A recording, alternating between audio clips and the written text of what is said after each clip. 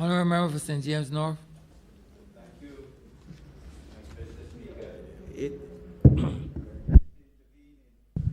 I wish to intervene in this debate essentially to, of course, express my support for this resolution, which is an extremely innovative way to set out the aspirations and the ideals of our fellow citizens as we transition after 55 years of independence into republic status.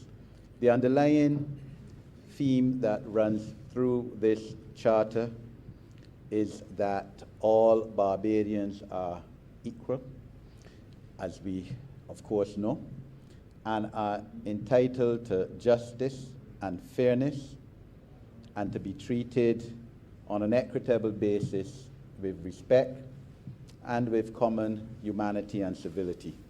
And no one in their right mind can object to any of those aspirations set out in those concepts.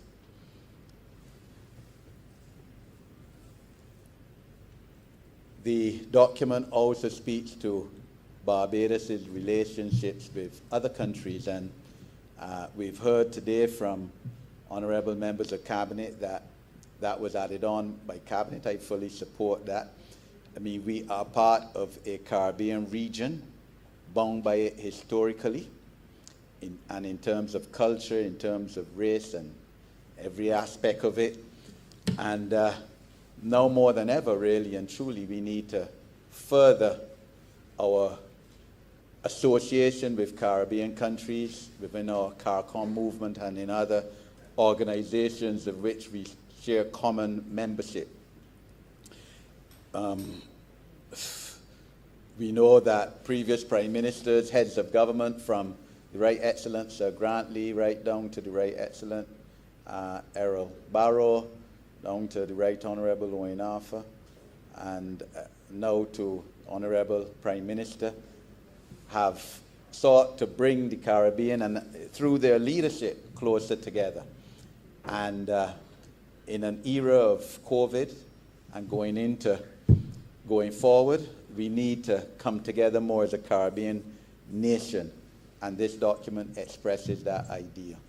I'm happy, sir, as well to associate myself with the issue of South-South cooperation. This is a concept which is not as present today as it used to be.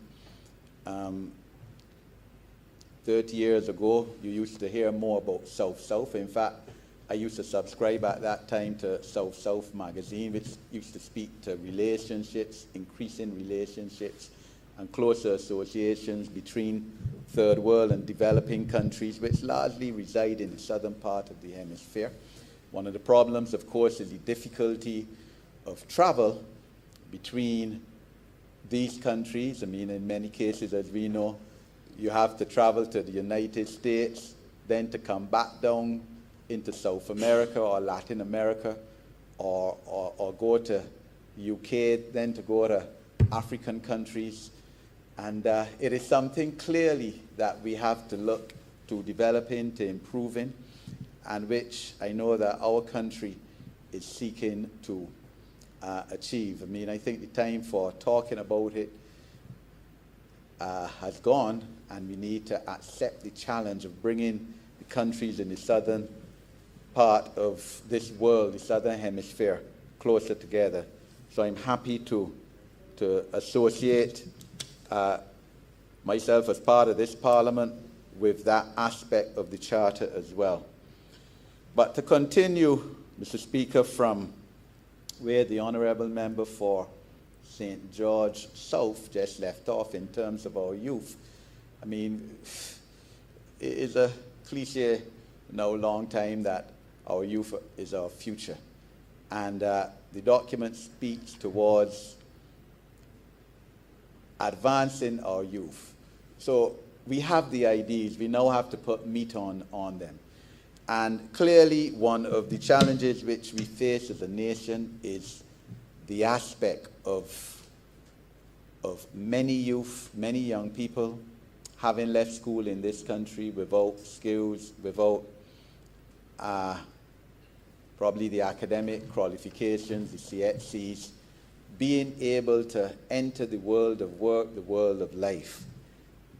And I think it is not only the duty of government or members of this parliament, but of all of us to make life better for them, to give them a better chance to succeed in this world.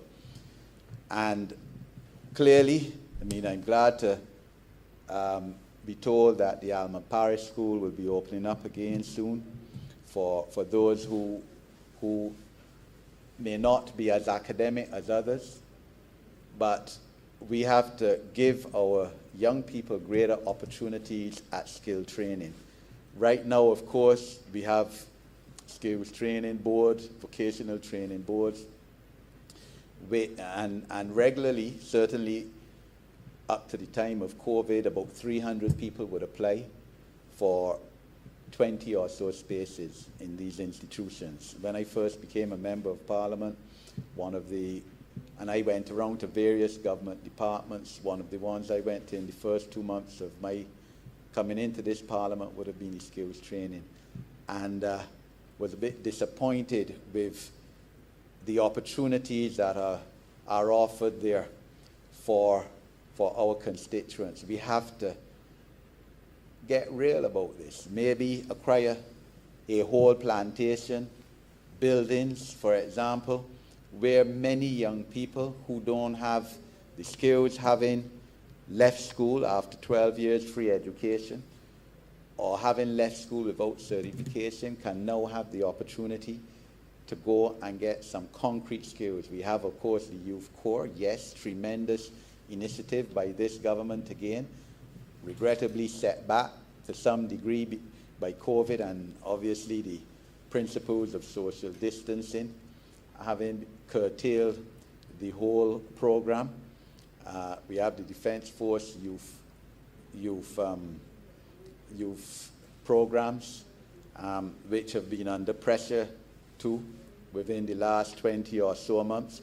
But I think we have a prime responsibility to our youth to give them a second chance and to create opportunities for them to acquire skills. Plumbers, masons, electricians, other aspects of vocational training. I'm sure that there are many plumbers in this country who make more money than lawyers. That is a fact. And we have to encourage our people to get into this. I know that, I think unfortunately, to some degree, some of our educational system within the last 30, 40 years may have been geared towards tourism and service economy.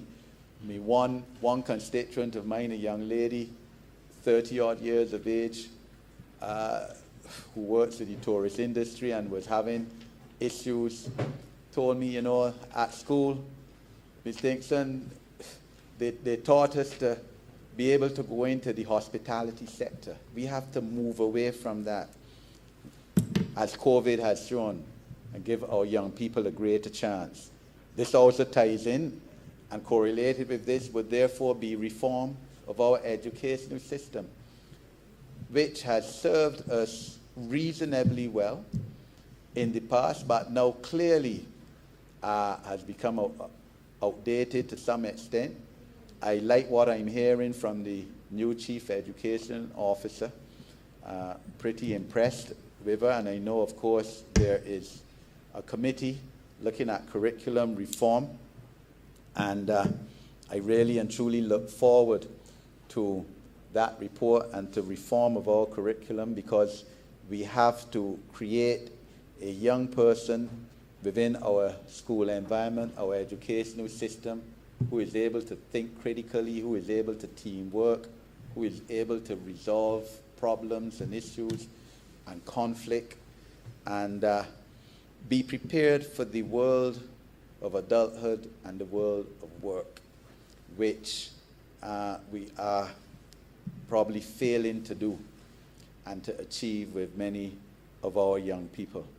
And our educational system, which, as we know, on independence was inherited from our colonial power, our colonial ruler England at that time, clearly has outlived its usefulness and needs to be refined and reformed to serve this barbarian society as we embark on our republican status.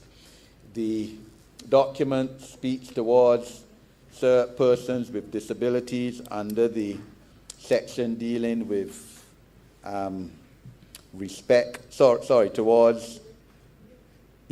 with respect.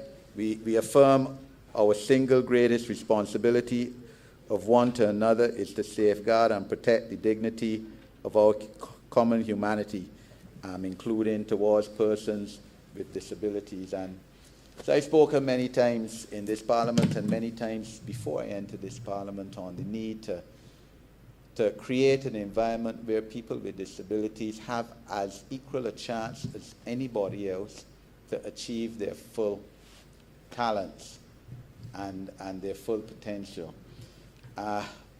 This can only come, sir, through affirmative action and legislation for people with disabilities, giving them rights and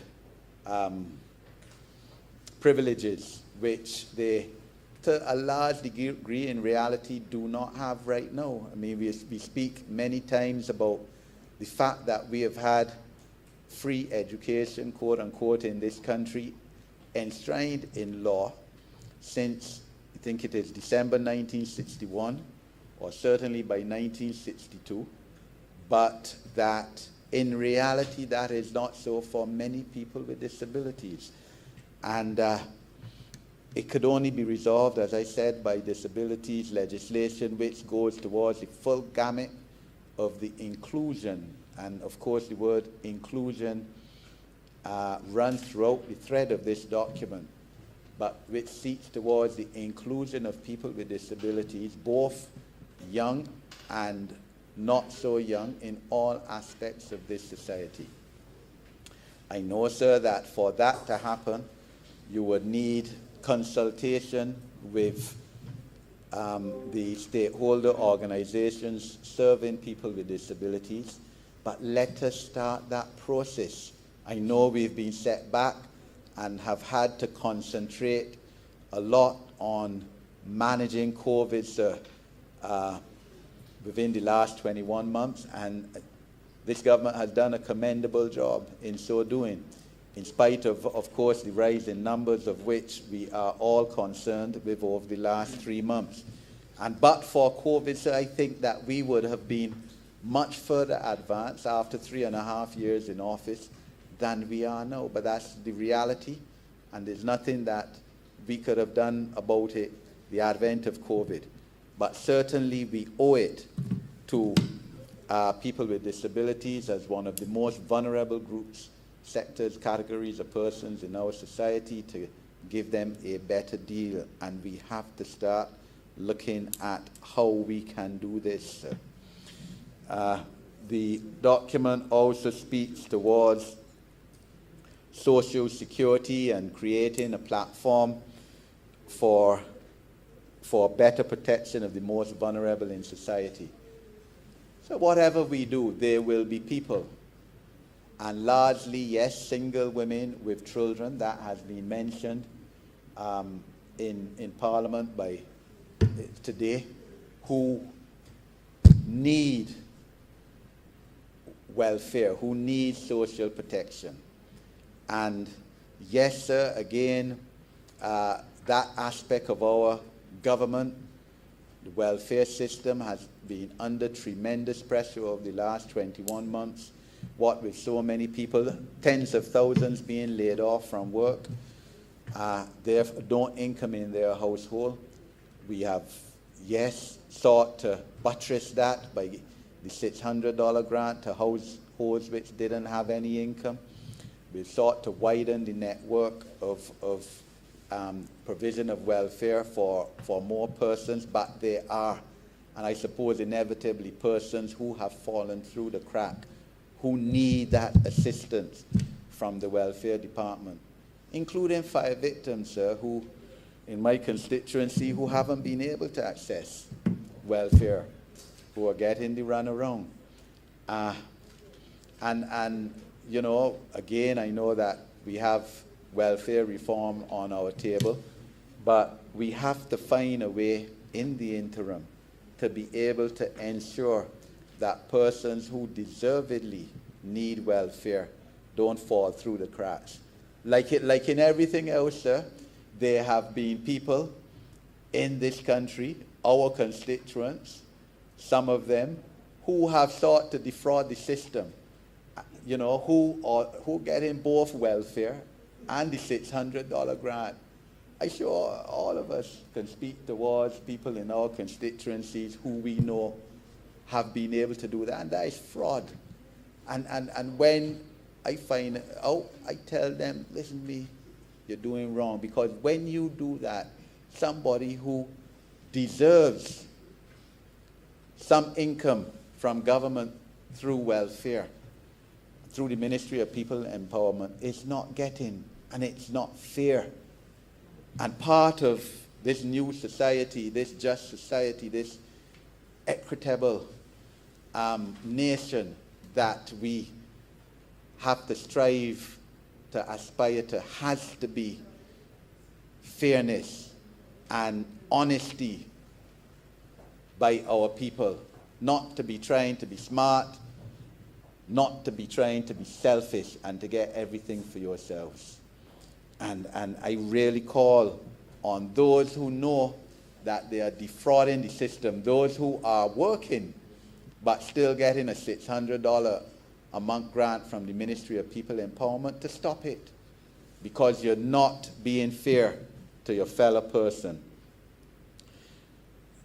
The document speaks towards protection of the built and natural and marine environment, under environment and sustainable development and resilience, and tied into that, sir, beach access.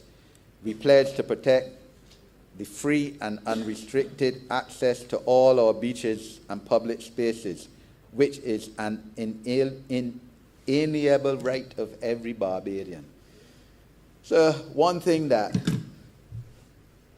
I think virtually every Barbadian or every Barbadian agrees to say is that the beach belongs to me. Of course, there is a classic song by, and I'm not calling his name in a bad way, the Honourable Anthony Carter, better known as the Mighty Gabby, who holds one of the highest honours bestowed on citizens of this country, that is enshrined historically on this issue. And I represent a constituency, sir, of which this has been an issue for the last 50 odd years. Access to the beach by people who's born in the district which encompasses the beach, and now find that their access to the beach is being denied, if not denied, being made difficult to. Sir, people vote in general elections on this issue. This is one of the litmus tests along the West Coast, from Black Rock right down to Speightstown. And that encompasses the whole of my constituency on the coast. And there has to be a way, sir, whereby people within the communities, people who have an inalienable right and who born the navel strings buried on the beach, literally have a say in this issue. They cannot be denied access to the beach. They cannot be hindered in their access to the beach, whether it's morning, noon, or night. And we have agencies that regulate the building of property on the coast, on the beach, and they have to be more watchful and more transparent and accountable to the people.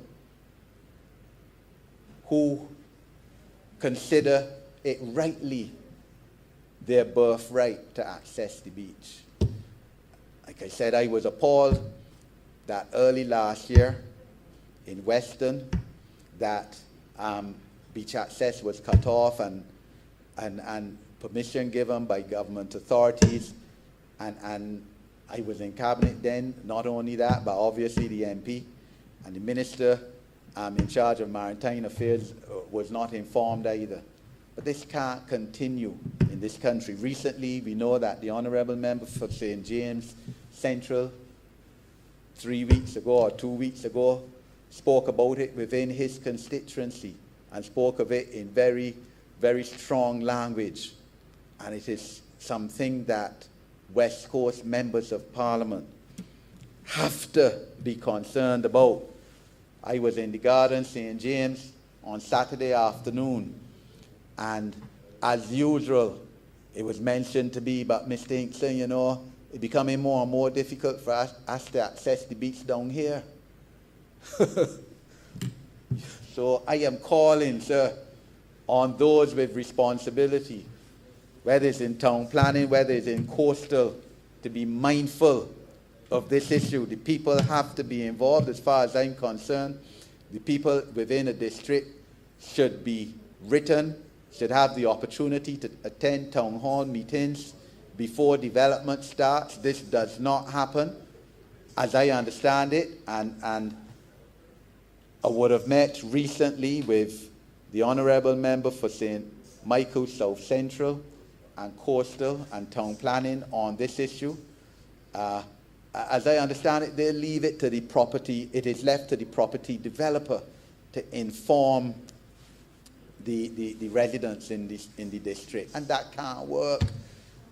A government or government authorities have the duty, in my submission, to inform. Can't leave it to the property developer, or can't leave it to the property developer to give notice as to when they're going to start the development or when they're going to do something that hinders access to the beach, whether temporarily or on a permanent basis, to do repairs to the property or whatever.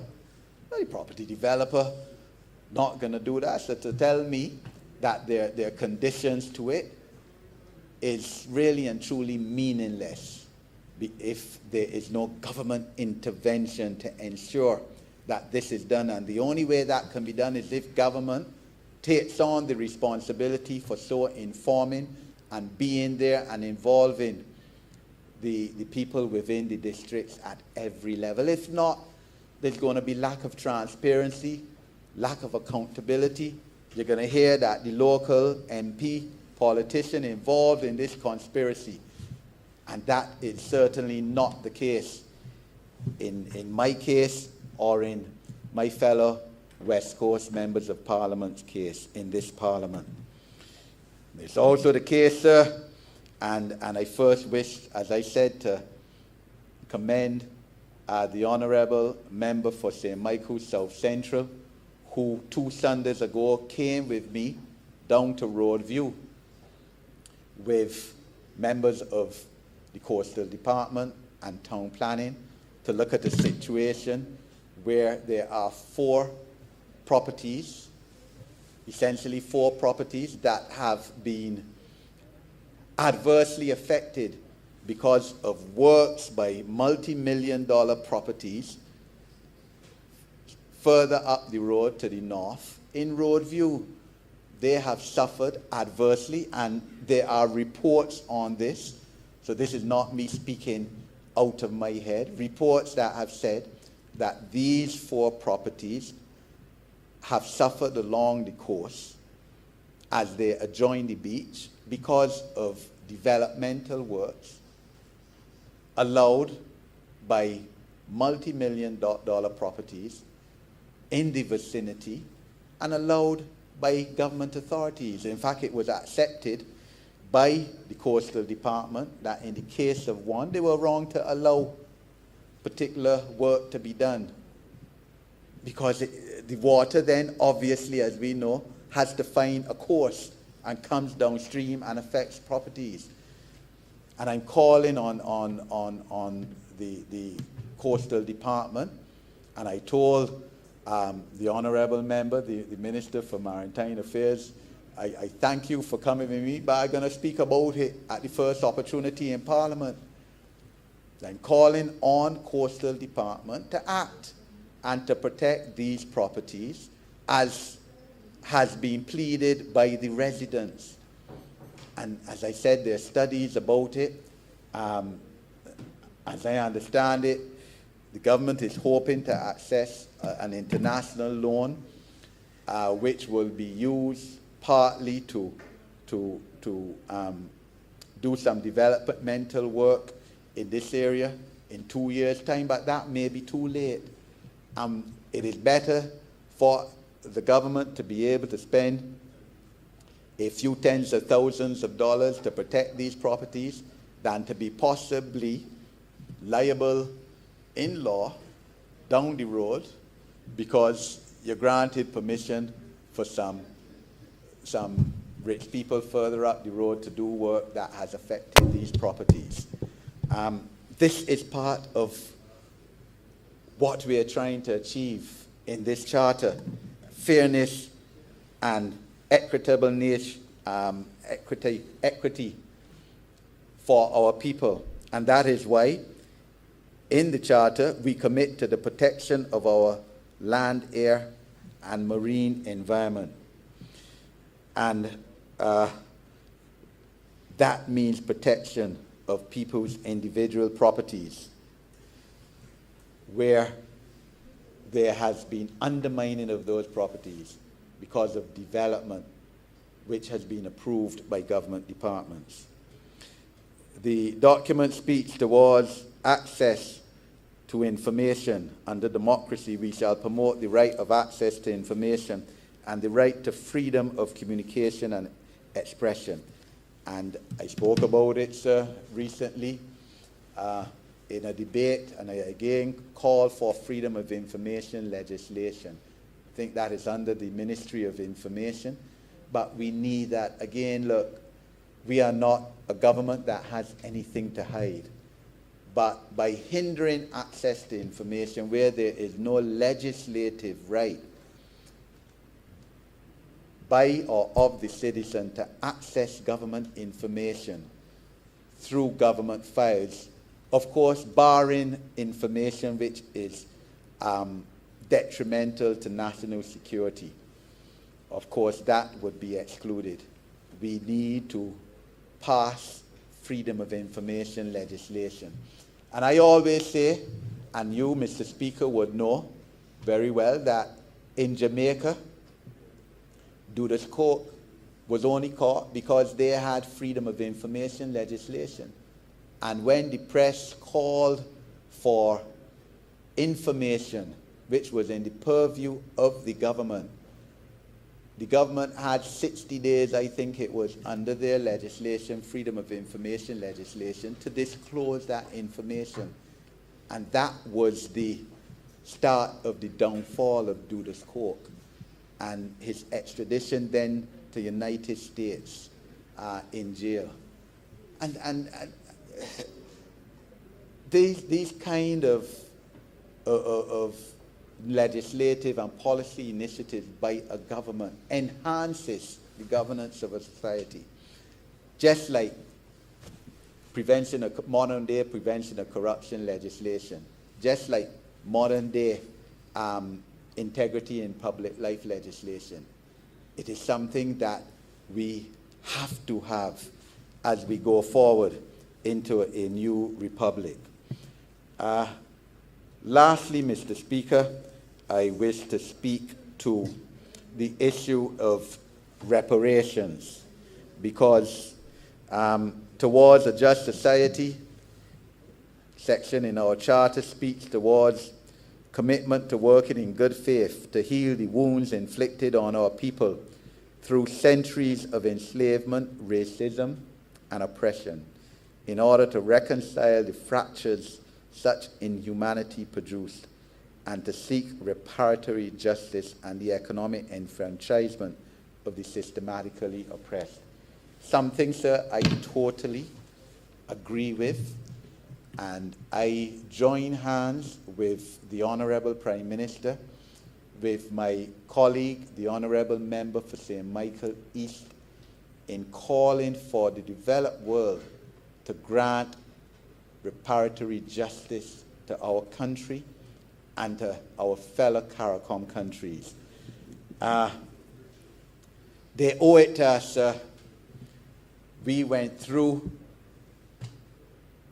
300 years before, almost 300 years, before slavery, sir, 200 and a lot years, before the abolition of slavery, in 1834, of the greatest crime against humanity.